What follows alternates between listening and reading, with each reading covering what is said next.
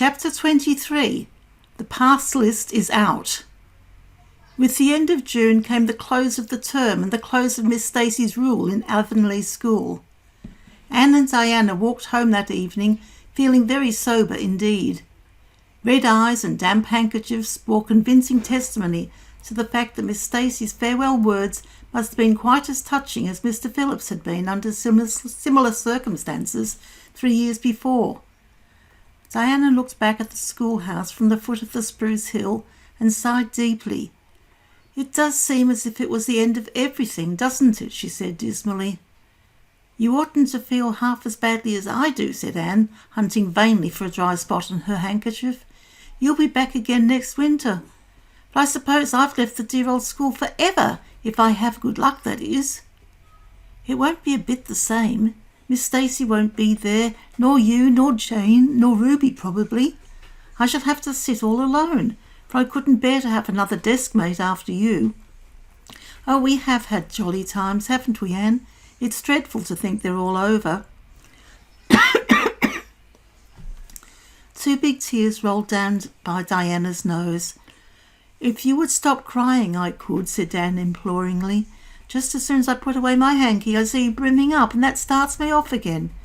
As Mrs. Lynde says, if you can't be as cheerful as you can. After all, I dare say I'll be back next year. This is one of the times I know I'm not going to pass. They're getting alarmingly frequent." "Why, you came out splendidly in the exams Miss Stacy gave." "Yes, but those exams didn't make me nervous. When I think of the real thing, you can't imagine what a horrid, cold, fluttery feeling comes round my heart.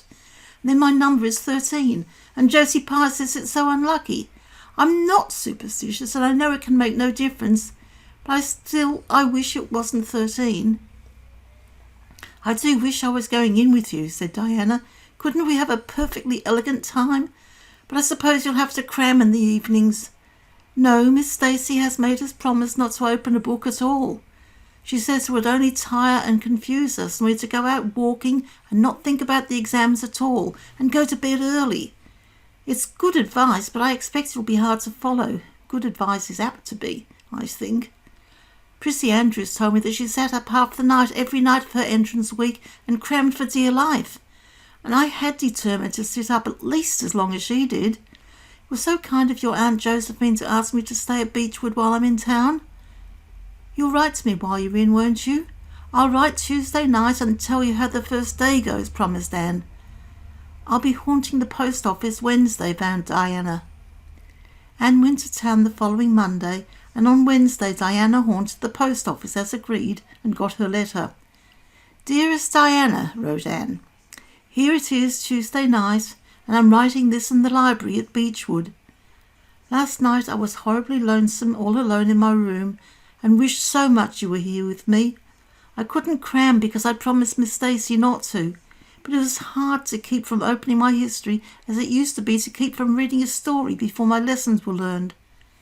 This morning Miss Stacy came for me, and we went to the academy, calling for Jane and Ruby and Joseph on our way. Ruby asked me to feel her hands, and they were as cold as ice. Josie said I looked as if I hadn't slept a wink, and she didn't believe I was strong enough to stand the grind of the teacher's course, even if I did get through. There are times and seasons even yet when I don't feel that I've made any great headway in learning to like Josie Pye. When we reached the academy, there were scores of students there from all over the island. The first person we saw was Moody Spurgeon, sitting on the steps and muttering away to himself. Jane asked him what on earth he was doing. He said he was repeating the multiplication table over and over to steady his nerves, and for pity's sake not to interrupt him, because if he stopped for a moment he got frightened and forgot everything he ever knew. But the multiplication table kept all his facts firmly in their proper place. When we were assigned to our rooms, Miss Stacy had us leave us. Jane and I sat together, and Jane was so composed that I envied her. No need of the multiplication table for good, steady, sensible Jane. I wondered if I looked as I felt, and if they could hear my heart thumping clearly across the room. Then a man came in and began distributing the English examination sheets. My hands grew cold then. My head fairly whirled around as I picked it up. Just one awful moment, Diana. I felt exactly as I did 4 years ago when I asked Marilla if I might stay at Green Gables. And then everything cleared up in my mind and my heart began beating again. I forgot to say that it had stopped altogether, for I knew I could do something with that paper anyhow. At noon we went home for dinner, and then back again for history in the afternoon. The history was a pretty hard paper, and I got dreadfully mixed up in the dates. Still, I think I did fairly well today, but oh, Diana, tomorrow the geometry exam comes off, and when I think of it, it takes every bit of determination I possess to keep from opening my Euclid. If I thought the multiplication table would help me, I would recite it from now till tomorrow morning. I went down to see the other girls this evening. On my way, I met Moody Spurgeon wandering distractedly around. He said he knew he had failed in history, and he was born to be disappointment to his parents, and he was going home on the morning train, and it would be easier to be a carpenter than a minister anyhow. I cheered him up and persuaded him to stay to the end, because it would be unfair to Miss Stacy if he didn't. Sometimes I have wished I was born a boy, but when I see Moody Spurgeon, I'm always glad I'm a girl and not his sister. Ruby was in hysterics when I reached their boarding house. She had just discovered a fearful mistake she'd made in her English paper. When she recovered, we went uptown and had an ice cream. How we wished you had been with us. Oh, Diana, if only the geometry examination were over. But there, as Mrs. Lynde would say, the sun will go on rising and setting whether I fail in geometry or not. That is true, but not especially comforting. I think I'd rather it didn't go on if I failed. Yours devotedly, Anne. The geometry examination and all the others were over in due time, and Anne arrived home on Friday evening, rather tired but with an air of chastened triumph about her. Diana was over at Green Gables when she arrived, and they met as if they had been parted for years. "You old darling, it's perfectly splendid to see you back again. It seems like an age since you went to town, and oh, Anne, how did you get along?" "Pretty well, I think, in everything but the geometry. I don't know whether I passed in it or not, and I've a creepy, crawly presentiment that I didn't. Oh, how good it is to be back. Green Gables is the dearest, loveliest spot in the world." "How did the others do?" "The girls say they know they didn't pass, but I think they did pretty well. Josie says the geometry was so easy a child of 10 could do it. Moody Spurgeon still thinks he failed in history, and Charlie says he failed in algebra. But we don't really know anything about it, and won't until the pass list is out. That won't be for a fortnight. Fancy living a fortnight in such suspense. I wish I could go to sleep and never wake up until it's over." Diana knew it would be useless to ask how Gilbert Blythe had fared, so she merely said, "Oh, you'll pass all right, don't worry." "I'd rather not pass at all than not come out pretty well up on the list," flashed Anne, by which she meant, and Diana knew she meant, that success would be incomplete and bitter if she did not come out ahead of Gilbert Blythe. With this end in view, Anne had strained every nerve during the examinations. So had Gilbert. They had met and passed each other on the street a dozen times without any sign of recognition, and every time Anne had held her head a little higher and wished a little more earnestly that she had made friends with Gilbert when he asked her, and vowed a little more determinedly to surpass him in the examination. She knew that all Avonlea Junior was wondering which would come out first. She even knew that Jimmy Glover and Ned Wright had a bet on the question, and that Josie Pye had said there was no doubt in the world that Gilbert would be first, and she felt that her humiliation would be unbearable if she failed. But she had another and nobler motive for wishing to do well. She wanted to pass high for the sake of Matthew and Marilla, especially Matthew. Matthew had declared to her his conviction that she would beat the whole island. That, Anne felt, was something it would be foolish to hope for even the wildest dreams. But she did hope fervently that she would be among the first 10 at least, so that she might see Matthew's kindly brown eyes gleam with pride in her achievement.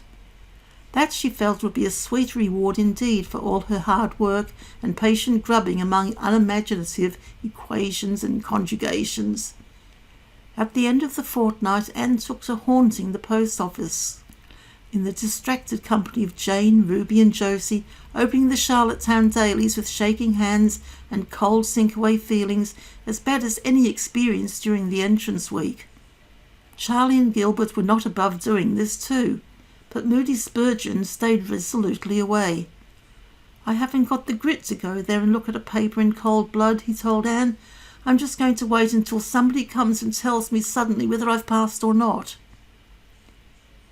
When 3 weeks had gone by without the pass list appearing, Anne began to feel that she really couldn't stand the strain much longer.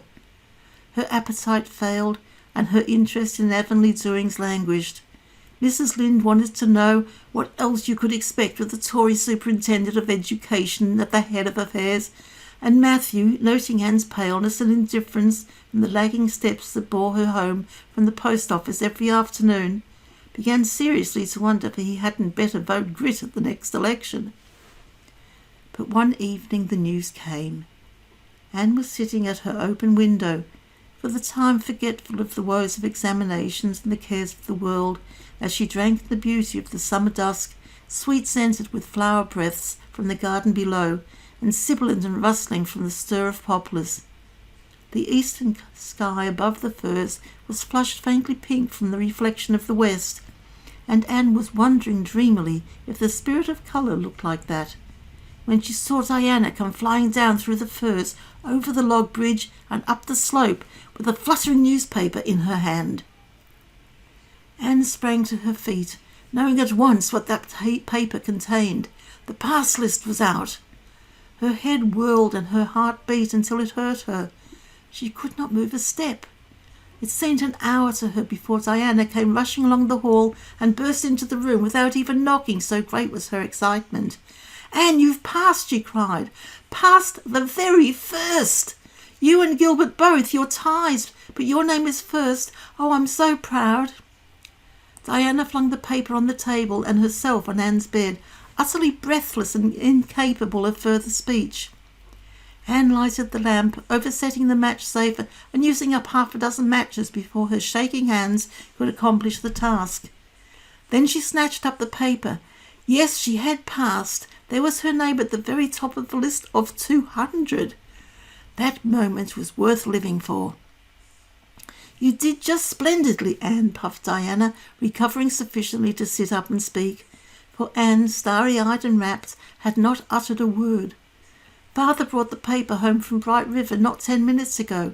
It came out on the afternoon train, you know, and won't be here till tomorrow by mail.